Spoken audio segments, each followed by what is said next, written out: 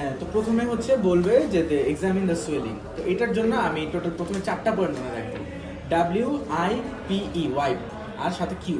So ডাব্লিউতে কি ফার্স্টে আমি কনসেন্ট নেওয়ার আগে কি করবো, এটা হচ্ছে জাস্ট যদি করতে পারো তাহলে খুব ভালো হয়, কারণ তোমার হাতে ময়লা থাকতে পারে। সো আমি ওয়াশ করে নিই।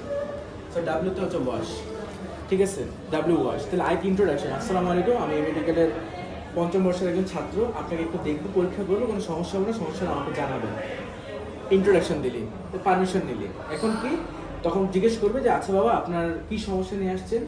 তখন পেশেন্ট বলবে যে আমার এই বাম হাতে একটা ফুলা আছে।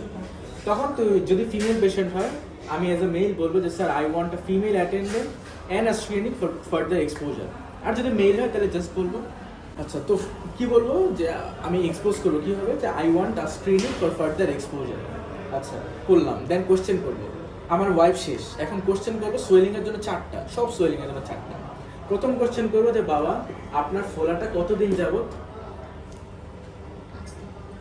5 দিন। আচ্ছা, আপনার ফোলাটা কি আস্তে আস্তে বাড়ে না হঠাৎ করে বাড়ে? আস্তে আস্তে বাড়ে। আপনার ফোলায় কোনো ব্যথা আছে? আচ্ছা, ব্যথা নেই। আপনার এই ফোলাটা অন্য কোথাও আছে? আচ্ছা, তাহলে আমি 4টা কোশ্চেন করলাম, এটা সব কিছুর জন্য। এবার 2টা পয়েন্ট, ইন্সপেকশন, প্যালপেশন। তো ইন্সপেকশন কিভাবে করবো, হাত এখানেই থাকবে, ধরাধরি নেই, তো এরকম করে দেখলাম। আর আমি সাইজ শেপের জন্য যদি পসিবল হয়, এই যে হাতটারে তুমি এরকম করে সাইজটা তুমি দেখলাম, ঠিক আছে, আর সাথে ইন্সপেক্ট করলাম। তো ইন্সপেকশনের পয়েন্ট কি, আমি ইজিলি যদি মনে রাখি 4টা এস। এস থেকে সাইট, এস থেকে সাইজ, এস থেকে শেপ, এস থেকে হচ্ছে তোমার স্কিন কন্ডিশন, তার সাথে তার না সার্ফেস তোমার প্যালপেশনে, তার সাথে কি হতে পারে, আশেপাশে নাম্বার কত, এক্সটেনশন কত, ভিজিবল প্যালসেশন আছে কিনা। বাট 4টা এস মনে রাখলে বাকিগুলো তোমার ইজি। আচ্ছা, ইন্সপেকশন গেল। প্যালপেশনের জন্য কি, TTSMC। সো আমি ফার্স্টে কি টেম্পারেচার দেখবো, always normal, abnormal, normal, normal, abnormal, normal. আচ্ছা, টেম্পারেচার গেল। টেন্ডারনেস কি, এখানে ধরবো বাট চেহারায় দেখাবো, গেল টেম্পারেচার, টেন্ডারনেস। এবার কি সারফেসটাকে এই যে 3 আঙ্গুল দিয়ে দেখো, চারদিকে এরকম করে আমি ধরলাম, ধরে আমি চারদিকে এরকম করে দেখলাম, এরকম করে সোয়েলিংটা পুরোটা চারদিকে আমি দেখলাম, সারফেস। তারপর কি মার্জিনটাকে এক আঙ্গুল দিয়ে এই এই এই এই এই এই এই এই মার্জিন। এবার কনসিস্টেন্সিটাকে আবার 3 আঙ্গুল দিয়ে এই এই কনসিস্টেন্সি দেখলাম, তাহলে TTSMC। এবার স্কিন কন্ডিশন, স্কিনের মধ্যে একটা হচ্ছে ওভারলাইং স্কিন, একটা হচ্ছে আন্ডারলাইং স্কিন। ওভারলাইং স্কিনটাকে জাস্ট এরকম করে ধরে এই ওভারলাইং স্কিন। আর আন্ডারলাইং স্কিনের জন্য আমার মাসেলটাকে অলওয়েজ টর্ক করতে হবে। সো আমি বলবো যে বাবা আপনার হাতটাকে সোজা এরকম করেন আমার মতো, হ্যাঁ, তাহলে মাসেলটাকে টর্ক হইলো। এবার আমি ধরে দেখবো এটা নিচে কীরকম, আন্ডারলাইং স্কিনটা, ঠিক আছে। আচ্ছা, এইবার কথা হচ্ছে, এবার আমাকে ডিরেকশনটা আমি কোন দিকে নিতে চাই। আমি তো বুঝবো যে এই পেশেন্টটা লাইপোমা না সিস্ট। যদি লাইপোমা হয় তাহলে একটাই টেস্ট করবো, স্লিপিং সাইন। স্লিপিং সাইনটা কী হবে, মাঝখান থেকে এই দিলে ওপাশে সরে যাবে, এই দিলে এপাশে সরে যাবে, এই দিলে এপাশে সরে যাবে, এই দিলে এপাশে সরে যাবে, যে পাশে আমার ইজি হয় এরকম করে দেখাইলা অথবা এরকম করে দেখাইলা, স্লিপিং সাইন। আচ্ছা, যদি লাইপোমা হয় স্লিপিং সাইন। যদি তোমার যদি বলে যে কি জানি সিবাসিয়াস সিস্ট হয়, কি বলবো আমরা, পাংটাম তো ইন্সপেকশনে দেখার জন্য কি ইন্টারন্যাশনাল টেস্ট। এই যে এক আঙ্গুল দিয়ে এরকম করে টিপ দিলে ডেবে যাবে, ইন্টারন্যাশনাল টেস্ট। যদি নিউরোফাইব্রোমা হয়, নার্ভ কি অ্যালং দ্য এক্সিস আসে না, তো ফ্ল্যাকচুয়েশন যদি করি দেখো সাইডে ফ্ল্যাকচুয়েট হবে, but along the nerve fluctuate হতে পারবে না। সো সাইডে হবে বাট অ্যালং দ্য হবে না। আর যদি হেমানজিওমা হয়, ভিতরে হেমানজিওমার মধ্যে তো পুরো ফাঁপা থাকে, তো এখানে এরকম যদি করি কম্প্রেসিবিলিটি টেস্টটা পজিটিভ, বা আমরা যদি বলি এমটিং সাইন পজিটিভ, ঠিক আছে। আচ্ছা, এখন যদি তুমি কনসিস্টেন্সিটা দেখলা সফট, তাহলে তো তুমি বুঝে গেলা লাইপোমা, স্লিপিং সাইন করলা। যদি তুমি কনসিস্টেন্সিটা সিস্টিক বলো, এই যে সিবাসিয়াস সিস্ট, ডারময়েড সিস্ট, এগুলো যদি হয় তাহলে কি করতে হবে, 2টা জিনিস, ফ্ল্যাকচুয়েশন টেস্ট, ট্রান্সফরমেশন টেস্ট। আর ট্রান্সফরমেশন কি, আমি এরকম করে চোঙা যে বানাইলাম, এখান থেকে লাইট দিয়ে এরকম করে দেখবো, তো তখন cystic সোয়েলিংয়ে।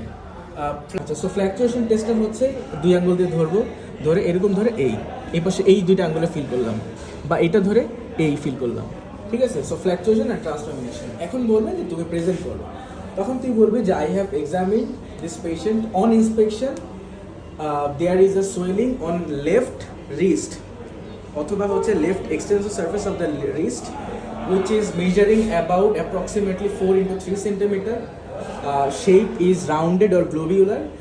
the skin condition is normal. There is no visible pulsation, there is no engrossed vein.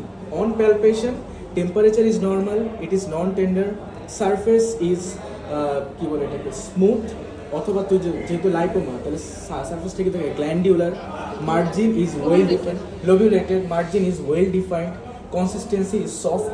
যদি সিবাসিয়াসে যায় তাহলে কনসিস্টেন্সিটাকে সিস্টিক। তারপর হচ্ছে slipping sign is positive in case of lipoma. In case of যদি তোমার সিবাসিয়াস সিস্ট হয় there is indentation test positive, ঠিক আছে। যদি হেমানজিওমা হয় দেয়ার ইজ এমপ্টিং সাইন, ঠিক আছে। তাহলে যদি নিউরোফাইব্রোমা হয় দেয়ার ইজ ফ্ল্যাকচুয়েশন টেস্ট, কি জানি there is no fluctuation along the nerve, এরকম করে। আর ওই যে overlying skin is free, underlying skin is mobile. So my diagnosis is lipoma, অথবা my diagnosis is sebaceous cyst, my diagnosis hemangioma. Okay, তো এখন জিজ্ঞেস করবে যে তোমার ডিডি কি। লাইপোমার জন্য ডিডি হচ্ছে নিউরোফাইব্রোমা সিবাসিয়াস সিস্ট। কেন তুমি নিউরোফাইব্রোমা বলতেছো না? কারণ ওই যে ওইটাতে আমি তো হচ্ছে একে তো স্লিপিং সাইন পজিটিভ পাইলাম, তারপরে কি আমার নিউরোফাইব্রোমাতে কনসিস্টেন্সি হয় ফার্ম, এখানে হয় সফট, তারপর এখানে সাইজ শেপ, মানে মোদ্দা কথা লাইপোমার জন্য 4টা কার্ডিনাল সাইন। এটার সাইজটা শেপটা হয় হচ্ছে গ্লোবিউলার, সারফেসটা হচ্ছে লোবিউলেটেড, স্লিপিং সাইন পজিটিভ, আর ওভারলাইং স্কিনটা হচ্ছে ফ্রি। সিবাসিয়াস সিস্টের জন্য 3টা একদম স্পেসিফিক সাইন, পাংটাম, ইন্টেন্ডেশন টেস্ট আর স্কিন ট্যাদারিং। স্কিন ট্যাদারিং মানে যে আন্ডারলাইং যে স্কিন আছে ওইটা একদম একদম মনে করো ফিক্সড থাকে না, আমি মুভ করতে পারবো না। হেমানজিওমার ক্ষেত্রে এমটিং সাইন পজিটিভ বা কম্প্রেসিবিলিটি পজিটিভ, আর নিউরোফাইব্রোমার ক্ষেত্রে অ্যালং দ্য নার্ভ মুভ করা যায় না, but side to side move করা যায়, ঠিক আছে। আর নার্ভ এন্ডিংয়ে এখানে নার্ভ পেইনফুল সেন্সেশন থাকতে পারে। আর যদি তোমার অ্যালং দ্য মিড লাইন হয়, মানে যেই জায়গাগুলো তোমার এমব্রায়োনিক রেমনেন্টগুলো ফিউজ হয়েছে, ওইখানে আমরা বলবো ডারময়েড সিস্ট। আর যেহেতু এখানে আছে, এখানে আরেকটা জিনিস হতে পারে গ্যাংলিয়ন সিস্ট। সো গ্যাংলিয়ন সিস্টে তখন আমি বলবো যে যেহেতু cystic swelling, fluctuation test positive থাকতে পারে। সো এই হচ্ছে অ্যাজ আ হোল। এটা ডিডি কি হবে, ইনভেস্টিগেশন কি, ইউজুয়ালি ক্লিনিক্যালি যদি বলে যে তুমি এই পেশেন্টকে কনভিন্স করো, যেমন প্রফেট কোশ্চেন করছে, কনভিন্স করো যে তুমি এটাকে ইনভেস্টিগেশন করবা, কি ইনভেস্টিগেশন করবা, তখন বলবা যে বাবা আপনার এইটার এখন যে কন্ডিশন এটা আসলে অন্য জায়গায় ছড়াইতে পারে, যেমন সার্কোমা হইতে পারে। তো এই জন্য আপনার এখানে একটা ছোটো একটা সুই দিয়ে আমি একটা টেস্ট করবো যেটার নাম এফএনএসি, আপনার কোনো সমস্যা হবে না, এটা আমাদের সুরক্ষার জন্য বা আপনারই বেটারমেন্টের জন্য, এভাবে কনভিন্স।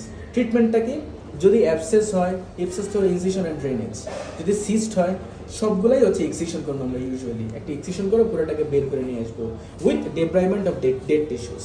সো এইগুলো হচ্ছে অ্যাজ আ হোল আর কি ট্রিটমেন্ট। তারপর যদি লাইপোমার কমপ্লিকেশন কি, সিস্টের কমপ্লিকেশন কি, হেমানজিওমার কমপ্লিকেশন কি, নিউরোফাইব্রোমার কমপ্লিকেশন কি। So as a whole swelling এইটাই। একটার মধ্যে তুমি যদি একটা ছকে সাজাও তাহলে 5টা সোয়েলিং হয়ে যেতেছে, আর লাগতেছে না।